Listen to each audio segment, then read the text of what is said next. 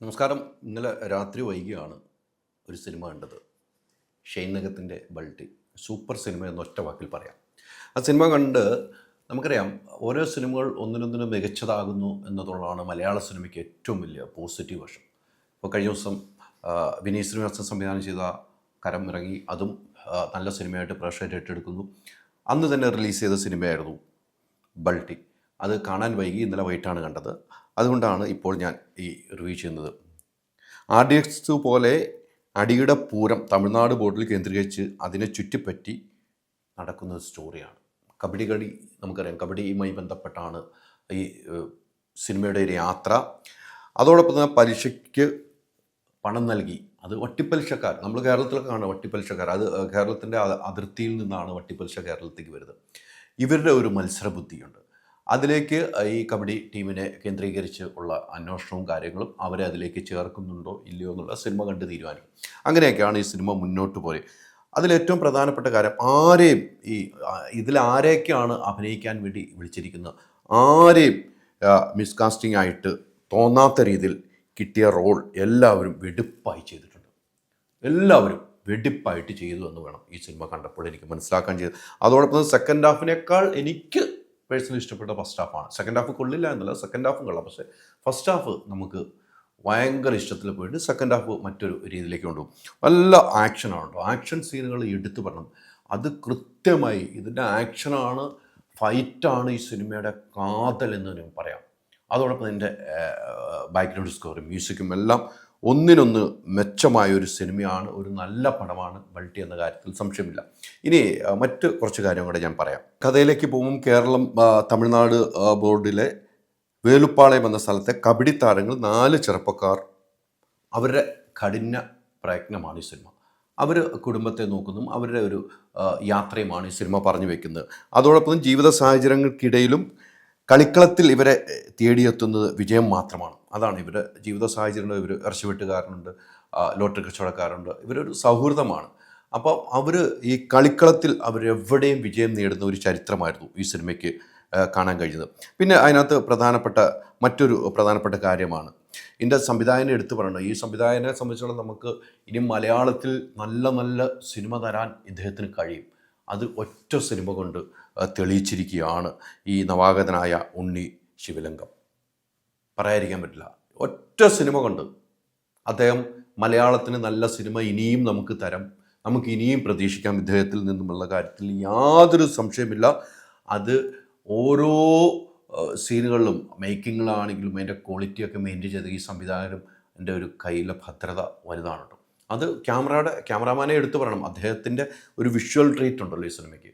അത് വെച്ച് നോക്കുമ്പോൾ ഇവർ രണ്ടുപേരും ചേർന്ന് എന്തായാലും ഈ ഉണ്ണി ശിവലിംഗം ഗംഭീരമായിട്ടാണ് ഈ സിനിമ സംവിധാനം ചെയ്തിരിക്കുന്നത്. ഷെയ്ൻ നിഗത്തിനെ കുറിച്ച് നമ്മൾ RDX അദ്ദേഹത്തിൻ്റെ പ്രകടനം നമ്മൾ കണ്ടാണ്.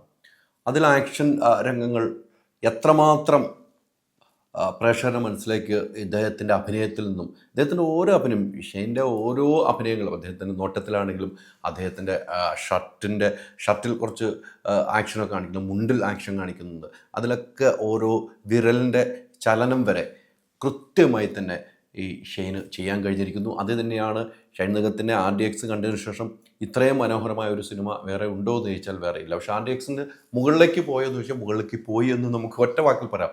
ആ രീതിക്കാണ് സിനിമയിൽ അദ്ദേഹം അഭിനയിച്ച് വെച്ചിരിക്കുന്നത്. അദ്ദേഹത്തെ കൂടെ അഭിനയിച്ച എല്ലാവരും ഗംഭീരമായിട്ട് അഭിനയിച്ച ഒരു സിനിമ തന്നെയാണ് ബൾട്ടി എന്ന കാര്യത്തിൽ യാതൊരു സംശയമില്ല. അതോടൊപ്പം മറ്റ് കഥാപാത്രങ്ങളെക്കുറിച്ച് പറയുമ്പോൾ അൽഫോൺസ് പുത്രനെ കുറിച്ച് നമുക്കറിയാം അല്ലേ. അൽഫോൺസ് പുത്രൻ ഈ സിനിമയിൽ നല്ലൊരു വേഷത്തിലെത്തിയിട്ടുണ്ട്. നമുക്കറിയാം, അദ്ദേഹം ചെയ്തു വെച്ച കഥാപാത്രം, അദ്ദേഹം സംവിധാനം ചെയ്ത സിനിമകൾ നമ്മുടെ മനസ്സിൽ ഇപ്പോഴും ഓർമ്മയിൽ നിൽക്കുന്ന സിനിമയാണ്. അപ്പോൾ അൽഫോൺസ് പുത്രൻ ഈ സിനിമയിൽ അഭിനയിച്ചിരിക്കുന്നത്, എന്താണ് അദ്ദേഹത്തിൻ്റെ ശൈലി, അതേ രീതിയിൽ തന്നെ അദ്ദേഹത്തിന് ഒരു വില്ലനാക്കി അവതരിപ്പിച്ചപ്പോൾ ആ സിനിമയ്ക്ക് ഈ സംവിധായകൻ ഒരു വിശ്വാസ്യത ഉള്ളതുകൊണ്ടാണ്.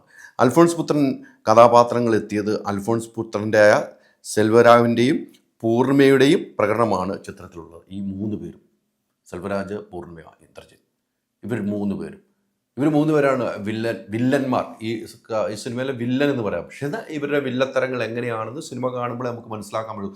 അൽഫോൺസ് പുത്രൻ ഗംഭീരമായിട്ട്, അൽഫോൺസ് പുത്രൻ്റെ ഓരോ സംസാരവും രീതികളും കാണുമ്പോൾ തിയേറ്ററിൽ ഇരുന്ന് കയ്യടിയാണ്. അതാണ് ഈ സിനിമയ്ക്ക് മറ്റൊരു ഹൈലൈറ്റ്. അദ്ദേഹത്തിനെ കാണുമ്പോൾ തന്നെ നമുക്ക് മലയാളികൾക്ക് ഭയങ്കര ഇഷ്ടമാണ്.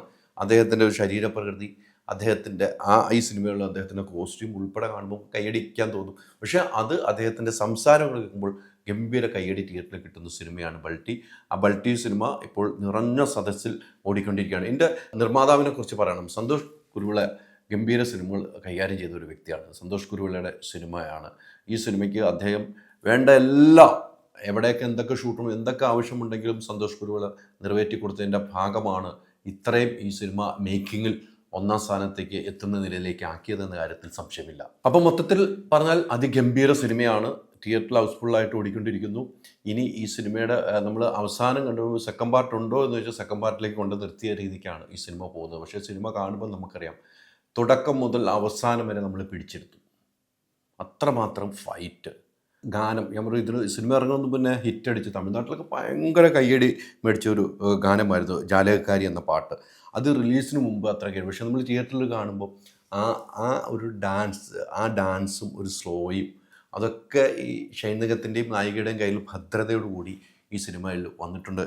എന്തുകൊണ്ടും ഈ സിനിമ മലയാളി പ്രേക്ഷകർക്ക് എടുത്തു പറയാൻ കഴിയുന്ന ഒരു സിനിമയാണ് ബൾട്ടി. ഇനി ഈ ഷൈൻനിഗത്തിൻ്റെ ഗ്രാഫ് ഒന്നും കൂടെ ഉയർന്നിരിക്കുന്നു ഈ സിനിമയോട് കൂടി എന്ന കാര്യത്തിൽ മാറ്റമില്ല. സന്തോഷ് ടി കുരുവിളയും ബിനു ജോർജും ചേർന്ന് നിർമ്മിച്ച ഈ ചിത്രം മലയാളി പ്രേക്ഷകർക്ക് എന്നും ഓർത്തിരിക്കാവുന്ന ഒരു ചിത്രം തന്നെയാണ്. ധൈര്യമായിട്ട് നിങ്ങൾക്ക് ടിക്കറ്റ് എടുക്കാം. 25 കാറുകൾ, 30 സ്കൂട്ടറുകൾ, 30 ഗോൾഡ് കോയിൻസ്, 60 ഇന്റർനാഷണൽ ട്രിപ്സ്, ദിവസേന 1 ലക്ഷം രൂപ, 25 കോടി രൂപയുടെ ഡിസ്കൗണ്ടുകളും സമ്മാനങ്ങളുമായി മൈജി ഓണം മാസോണം. MyG future, experience the next. പൂവ് പോലൊരു പുട്ടുണ്ടേ അജ്മിയുടെ പുട്ടും. വിളമ്പാം നല്ല വിശേഷം. Ajmi steam made puttu.